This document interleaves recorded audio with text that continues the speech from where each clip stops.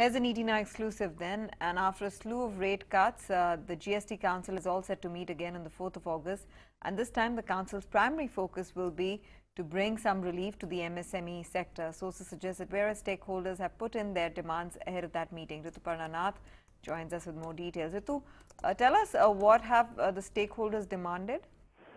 The first demand that the stakeholders put in is, easing out the refund process. Exporters' refunds have been stuck.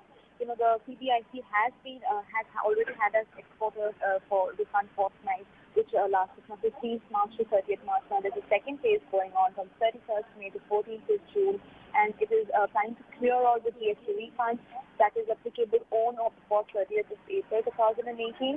But in spite of all these refunds happening, exporters are saying that their funds are still stuck, and that is affecting the MSME sector because that affects the working capital of the MSMEs, because they are paying out maximum amount of debt as the tax, and so that is hurting their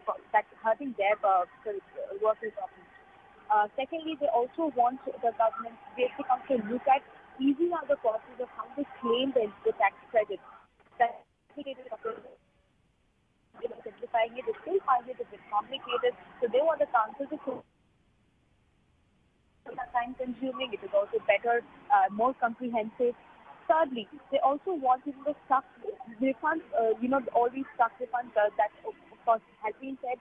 Thirdly, they also want the government to work on a single pan-India registration for GST. So if a trader has, businesses in several states, there should be one single GST ID that helps him or her to trade across the country, and the revenue sharing part should be computed, should be taken up by the government. They should be seeing to it how the revenue that is being earned from different states is differentiated and distributed, of course, for the states uniformly. And so that, it also becomes a problem if a trader is trading in Bangalore and sends his stuff to maybe Karnataka and just to generate different GST IDs in Bangalore and Karnataka. It becomes strenuous for them as well.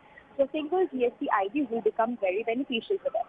Thirdly, the RC and the reverse charge mechanism has been deferred for a year now, but they have suggested that when this comes, when this is brought in, there should be a threshold, and the threshold should be in a way so that MSMEs are exempted from the reverse charge mechanism, because MSMEs, when it comes to them, they mostly take their stuff from unregistered suppliers, so the onus falls on them, which hurts their working capital. So they have suggested that whenever the council takes up the matter of the reverse charge mechanism, they should put a threshold so that MSMEs are exempted. And also when it comes to GST on services, the GST is paid in advance. So the stakeholders have also suggested firstly, if this can be exempted, their demand is exempt GST on services for MSME sector, and if that cannot be done, do not ask MSMEs to pay GST in advance for services, at least wait and pay it later on. So these are the stakeholder demands that have come in. Now we'll have to wait and watch for the 4th August meeting to see what the council really considers. But we've been given to understand from sources that there will be definitely some relief given when it comes to the exporters' refunds as well. So we will